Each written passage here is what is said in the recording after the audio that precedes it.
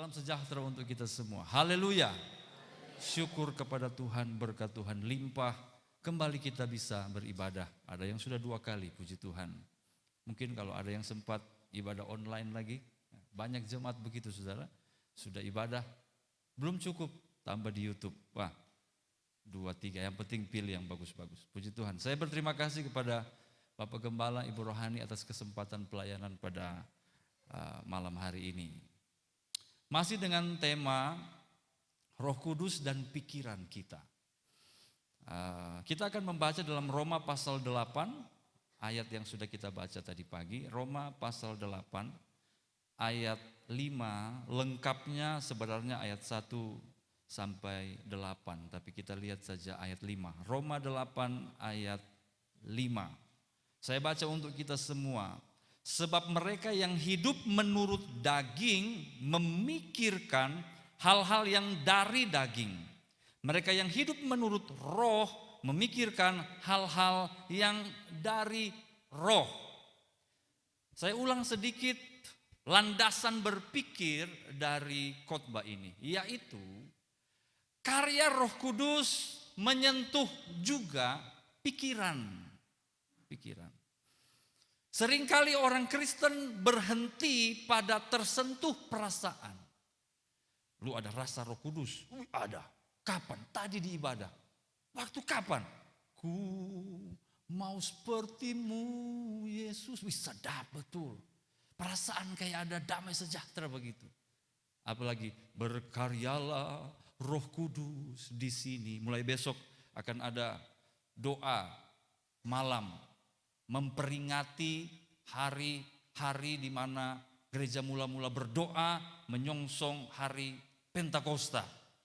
Dan pasti lagu ini akan sering dinyanyikan. Berkaryalah dengan kuasamu.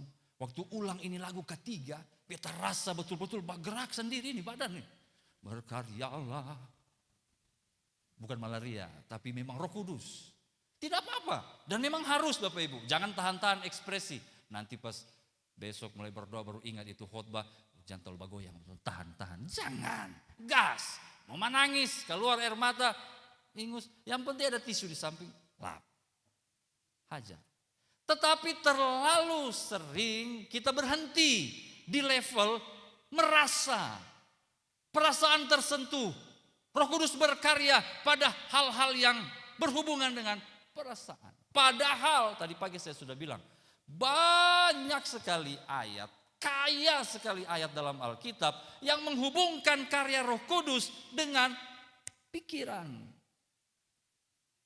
Dan saya mempromosikan ini lewat firman Tuhan supaya karya Roh Kudus itu sampai kepada pikiran Bapak Ibu. Tadi pagi saya sudah kasih contoh Yusuf. Waktu Yusuf diakui Firaun sebagai orang yang penuh roh Allah, bukan karena dia bahasa roh, bukan karena dia nubuat, tetapi ketika dia berpendapat dengan pemikirannya.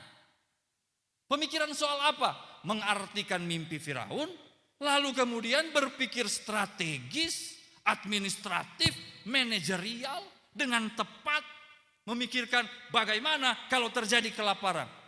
Berarti pikiran Yusuf diterangi sedemikian rupa oleh Roh Kudus sehingga bisa mencarikan solusi bagi kebuntuan yang dialami Firaun. Bapak Ibu, saya dan saudara ketika menerima karya Roh Kudus bukan hanya untuk dinikmati di bangku gereja atau di ruang-ruang doa. Kita ini Roh Kudus datang dan berkarya dalam hidup kita untuk membentuk kita sedemikian rupa supaya menjawab tantangan zaman. Katakan amin. Apa? Kau mau jadi solusi untuk Prabowo menghadapi krisis ini? Bukan juga seperti itu. Minimal masalah hidupmu sendiri bisa engkau pikirkan dan ada solusi untuk dirimu, untuk rumah tanggamu, untuk bisnismu, untuk kerohanianmu. Cari solusinya. Saya menentang sekali posisi yang begini. Oh nah, Neo, nanti kehendak Tuhan karmana nah, begitu. Enggak ada begitu di Alkitab. Semua tokoh-tokoh Alkitab, Roh Kudus berkarya dalam hidupnya, lalu dia tampil menjadi pribadi yang menciptakan solusi. Harusnya saya dan saudara begitu. Katakan amin. Bahkan nanti mungkin di khotbah-khotbah selanjutnya saya ada satu tema. Seharusnya orang percaya itu tidak gagal, saudara. Jauh dari yang namanya kegagalan, tapi nanti aja. Nah, persoalannya adalah, nah ini saya harus ulang lagi ini dasar pemikirannya. Persoalannya adalah iblis sukses sejak Taman Eden menghancurkan cara berpikir kita. Ketika dia menggiring manusia kepada dosa, makan, ini tema besar yang saya khotbahkan hampir 2 bulan. Tema besar ini. Ketika manusia digiring untuk memakan buah pohon pengetahuan yang baik dan yang jahat. Begitu makan, maka pengetahuan baik dan jahat itu menjadi bagian eksistensial dalam diri manusia yang tidak bisa dicabut lagi. Sehingga manusia merasa punya otoritas, kemampuan untuk menentukan etika moralnya. Pikirannya sekarang bukan lagi bergantung kepada Allah, tetapi dari kemandirian yang dia rasa. Sehingga waktu Roh Kudus datang berkarya pada perasaan, dia akan terikut pada perasaan itu.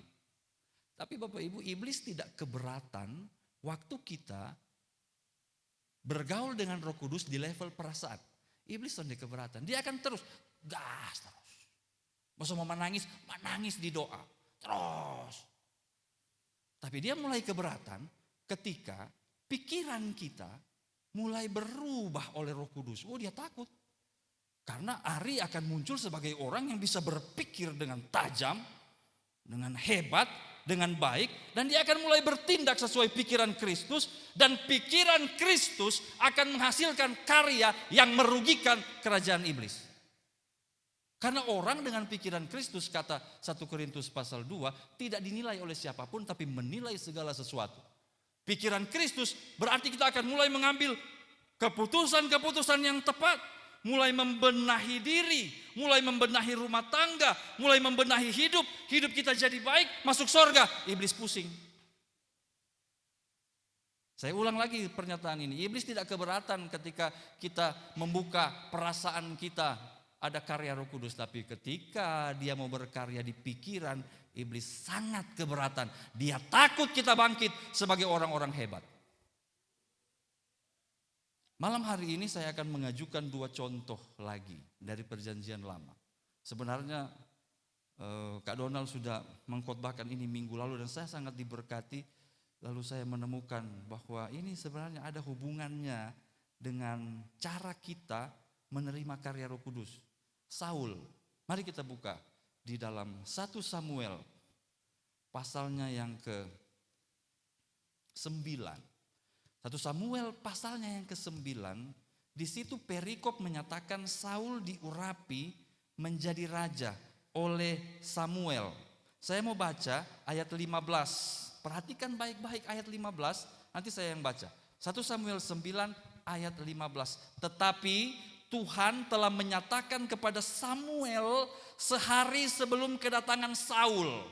Tuhan yang nyatakan kepada Samuel. Apa yang dia nyatakan? Ayat 16, besok kira-kira waktu ini aku akan menyuruh kepadamu seorang laki-laki dari tanah Benyamin. Engkau akan mengurapi dia menjadi raja atas umatku Israel. Dan ia akan menyelamatkan umatku dari tangan orang Filistin. Sebab aku telah memperhatikan sengsara umatku itu. Karena teriakannya telah sampai kepadaku. Perhatikan baik-baik Bapak Ibu. Ayat 15, Tuhan yang nyatakan sendiri kepada Samuel. Dan bahwa Saul akan menjadi raja. Raja yang akan menyelamatkan Israel dari tangan orang Filistin. Satu awal yang mantap punya. Legalitas, ya, posisi legal dari pelantikan Saul itu dahsyat, nabi hebat berdasarkan penyataan Allah. Dan apa yang terjadi Bapak Ibu? Profil dari Saul ini belum berhenti sampai di situ. 1 Samuel 10 ayat 10. Saya baca lagi ya. 1 Samuel 10 ayat 10. Ketika mereka sampai di Gibea dari sana, Saul dan rombongannya, maka bertemulah ia dengan serombongan nabi. Ketemu dengan serombongan nabi, Roh Allah berkuasa atasnya dan Saul turut apa di situ?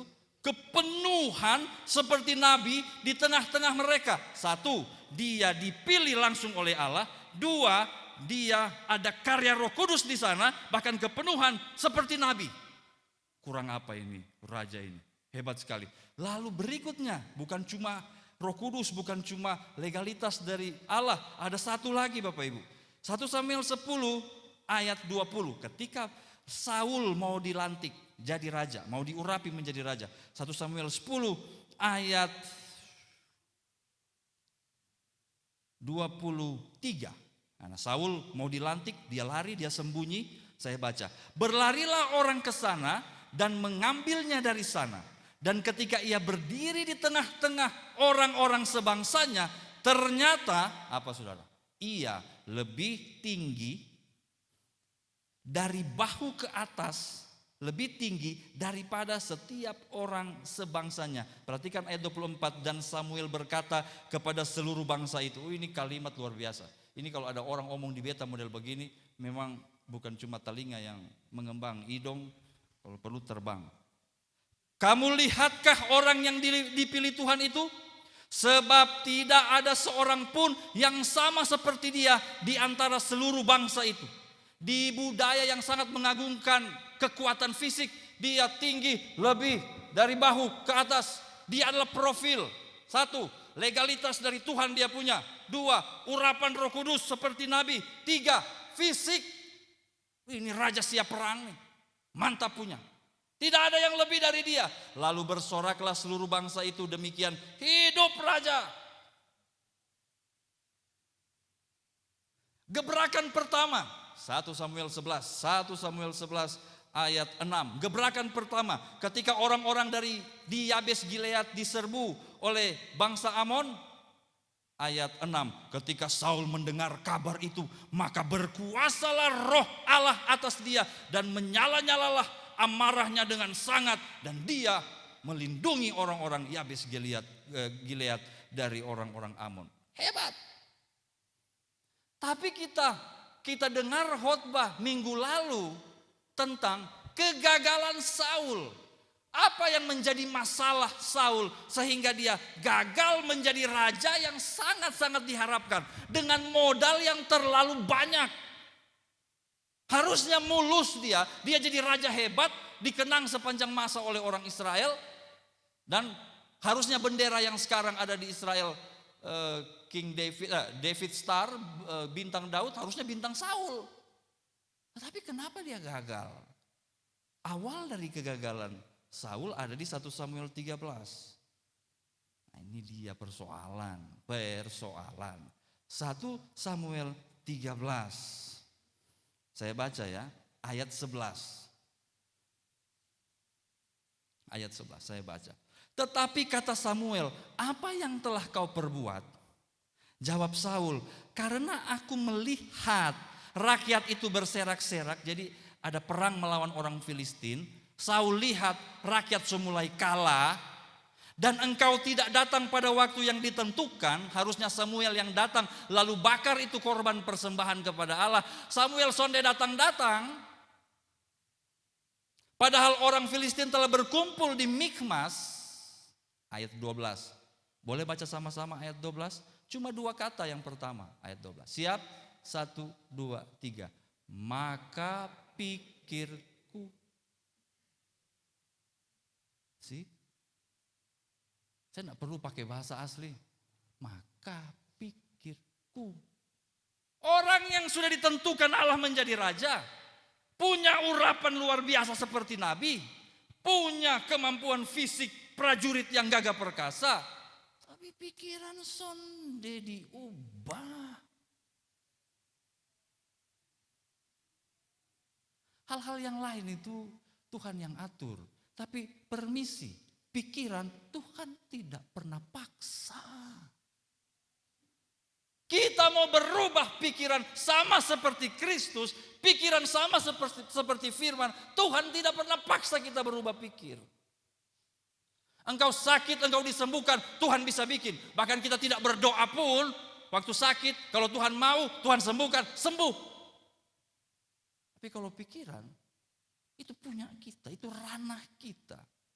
Dan kalau masih pikiran ini belum tersentuh oleh Roh Kudus, kita masih ada di resiko hebat jatuh. Maka pikirku, ayat 12, sebentar lagi orang Filistin akan menyerang bla bla bla. Padahal aku belum memohon bla bla bla. Rohani sebenarnya, tapi tidak begitu. Tuhan tuh tidak gerak dalam hal seperti itu. Tuhan punya aturan. Dan apa jawab Samuel ayat 13 kepada Saul? Kata Samuel kepada Saul, lu bodoh. Kita pakai logat Kupang sah. Bodoh. Tidak mengikuti perintah Tuhan. Tangan.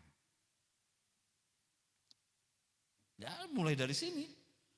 Sampai akhirnya di pasal 15 ketika Saul berperang melawan orang Amalek dan dia mengamankan binatang-binatang terbaik, menyelamatkan Agag. Semua karena pikiran, karena dia lihat, dia bilang, oh ini rakyat sudah sakit, alasan kiri kanan. Satu hal yang belum berubah, pikiran. Bapak Ibu, kalau masih ada kekacauan dalam hidup saudara, masih ada hal-hal yang masih gagal dalam hidupmu, masih ada hal-hal yang membebani saudara, coba cek di mana? Di pikiran. Tak usah cek di perasaan. Perasaan mah aman sah, aman sah. Saudara kalau mood lagi sonde bagus, putar lagu. Lagu apa? Harus pilih-pilih juga lagu. Jadi ada satu pendeta, ada satu gembala ketemu di pastori, lalu beta menyanyi lagu untuk kasih ini Bapak Gembala. Walau gunung ini tak berpindah, tetap percaya. Ini Bapak Gembala bilang, nanti ya pindah-pindah itu gunung. Dia pelanjut apa lagi dia berikut? Sekalipun ku dalam lembah kelam, ditambah jengkel. Makanya dalam lembah kelam terus.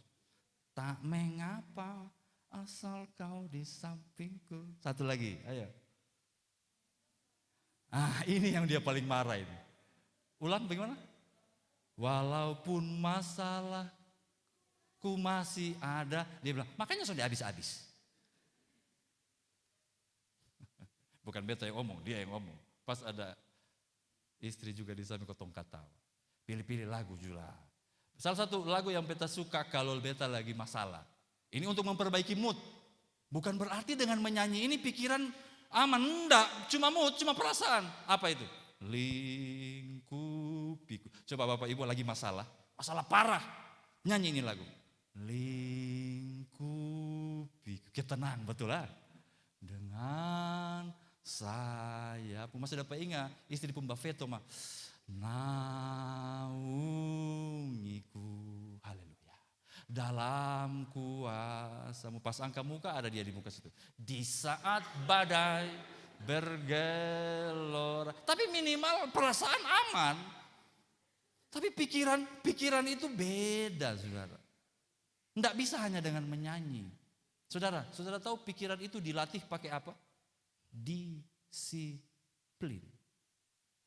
Terbentuknya cara berpikir itu bukan sekali dua kali bikin. Bukan 3-4 kali atur. Itu bukan berdasarkan motivasi. Bapak Ibu, ganti motivasi saudara dengan disiplin. Apa itu disiplin? Mau tidak mau, suka tidak suka, enak tidak enak, tetap saya bikin. Itu disiplin. Pikiran yang dijamah oleh Roh Kudus membutuhkan pengorbanan ego, saya katakan tadi pagi. Lalu pengorbanan ego ini kita latih dengan disiplin. Aku mau seperti Yesus, aku mau berpikir seperti firman, terus menerus.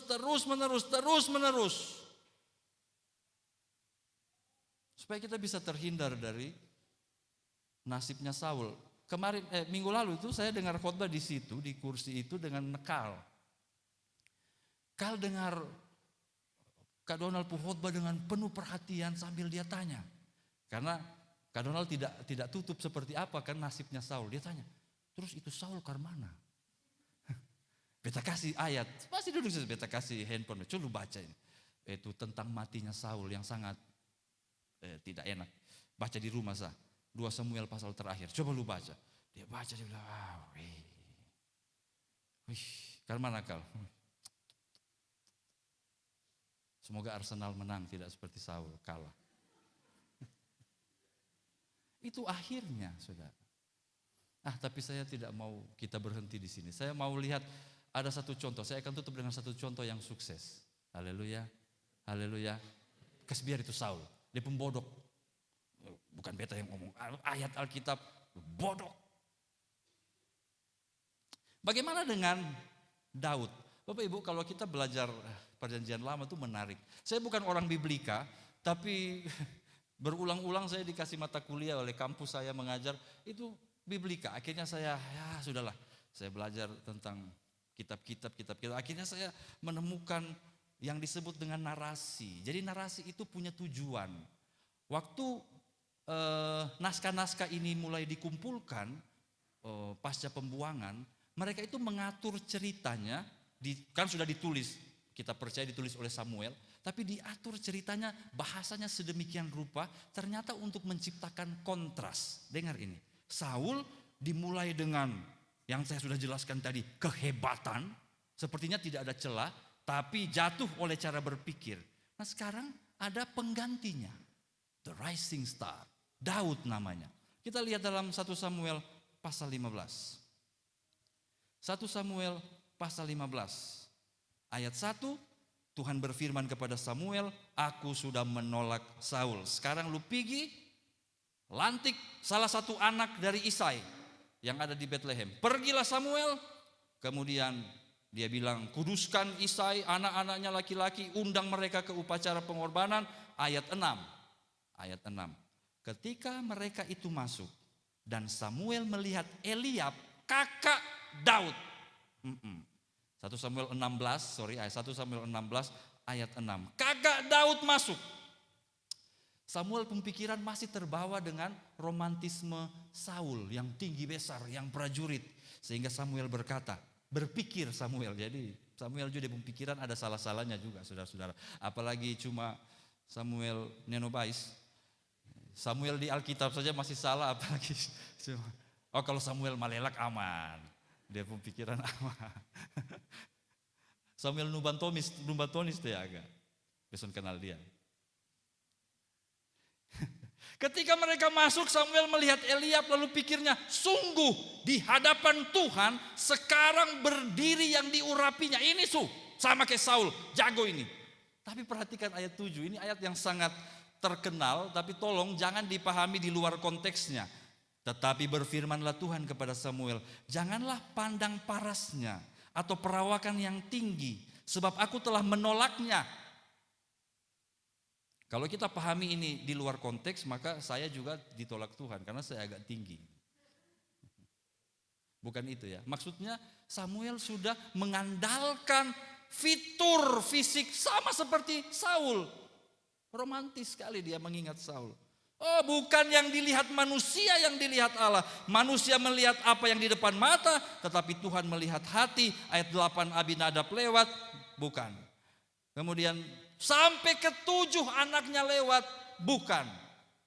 Lalu Samuel bilang, semua ini tidak dipilih Tuhan, masih ada leko.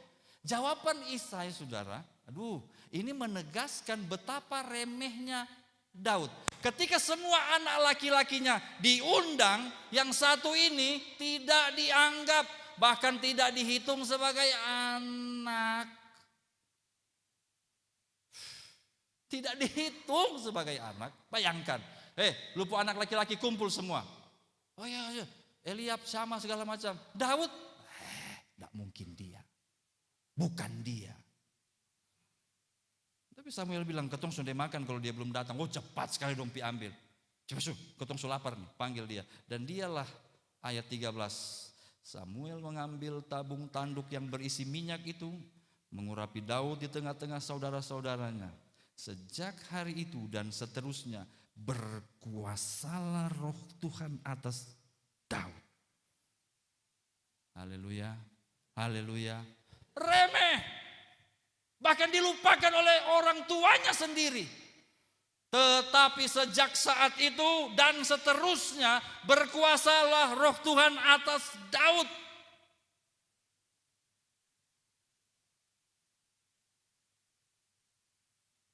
Apa ciri-ciri orang yang Roh Kudus berkarya di dalamnya seterusnya. Yang pikirannya sudah diubahkan oleh Tuhan. Apa ciri-cirinya? Saya akan kasih. 1, ayat 14 sampai 23. Roh Tuhan undur dari Saul. Saul so agak gila-gila sedikit. Butuh dihibur. Siapa yang bisa menghibur dia? Siapa yang datang? Daud. Sini, beta main musik. Kasih Bapak Raja. Tering tung. Tentu musik rohani untuk mengusir roh jahat. Jangan sampai saudara pakai musik Toton Karibo untuk mengusir orang yang kesurupan. Orang lalu kata bilang, apa itu lagu?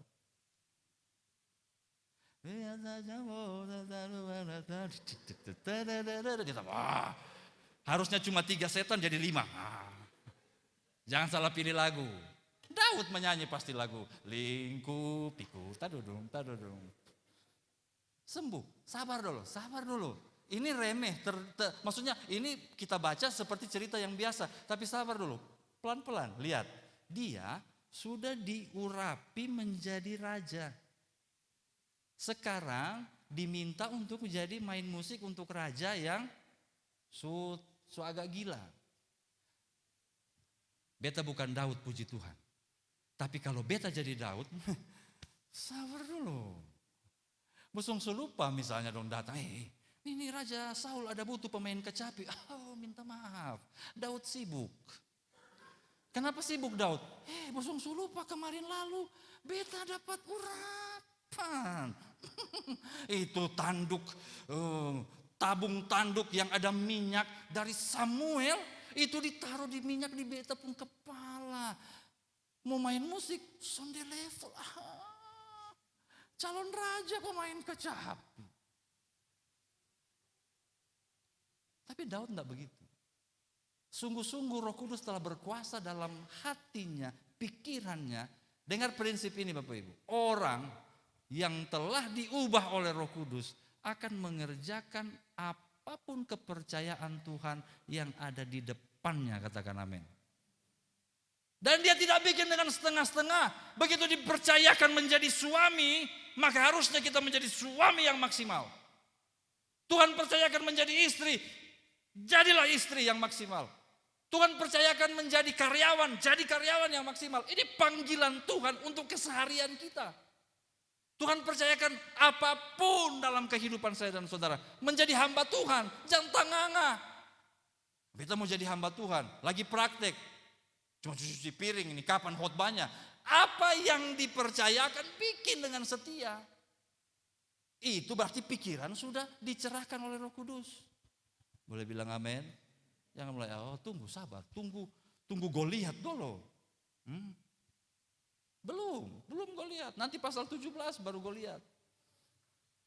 Dan kemudian Alkitab mencatat sebuah sejarah yang bertolak belakang dengan sejarah Saul. Kalau Saul mulai dengan segala kemegahan berakhir dalam keterpurukan, maka Daud dia meniti perjalanan hidupnya terus meningkat. Apapun yang dipercayakan Tuhan, dia hantam, dia kerjakan karena pikirannya sudah diubahkan oleh Roh Kudus. Roh Kudus berkarya dalam dirinya. Haleluya, haleluya. Dampaknya dahsyat sekali Bapak Ibu.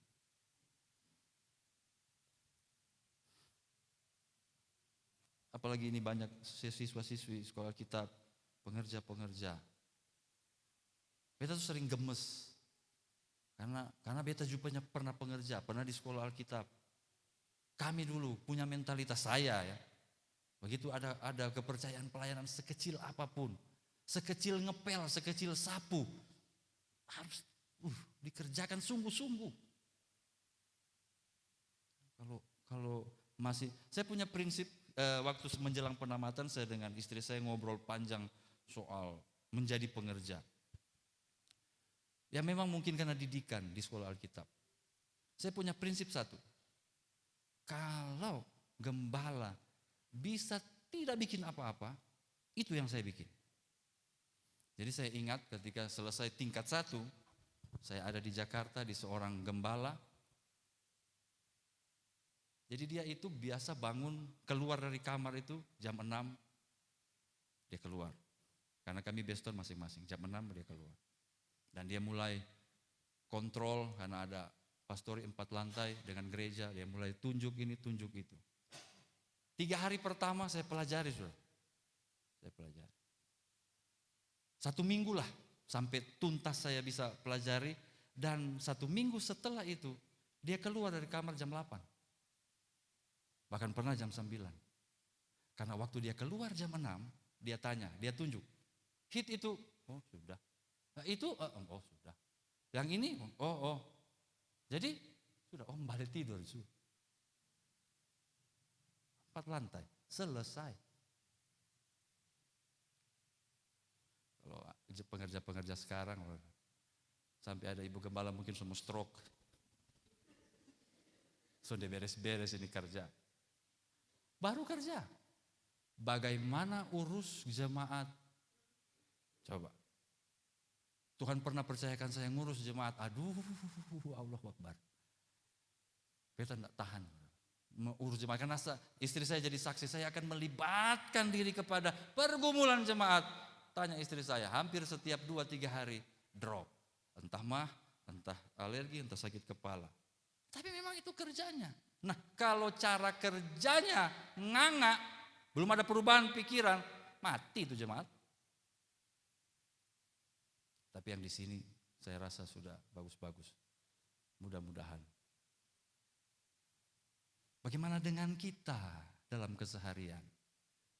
Kalau masih gagal, lia-lia, jangan sampai karena ketumpuk pikiran belum beres. Terakhir, apakah Daud sesempurna itu? Oh enggak, dia pernah jatuh. Dan untuk menyimpulkan kejatuhan Daud, kita langsung ke Mazmur pasal 51. Bagian terakhir dari khotbah ini. Mazmur pasal 51. Saya baca ayat 1. Untuk pemimpin biduan, Mazmur dari Daud. Dia yang bikin ini lagu. Ayat 2. Ketika Nabi Nathan datang kepadanya setelah ia menghampiri Batsheba. Daud dalam kemanusiaannya lalai pada masa peperangan. Bukannya berperang, malah cuci mata. Dari atas tribun kebanggaan kerajaan, tembok kerajaan. Dia cuci mata, membanggakan apa yang dia sudah bangun. Dan ada nona lagi mandi. Dan kita tahu semua ceritanya. Dia jatuh dalam dosa perzinahan dengan satu konspirasi yang keji. Dan dia jatuh. Tuhan menghukum dia dengan sangat berat. Tapi Bapak Ibu, kalau kita baca mulai ayat 3. Dia bilang, kasihanilah aku ya Allah.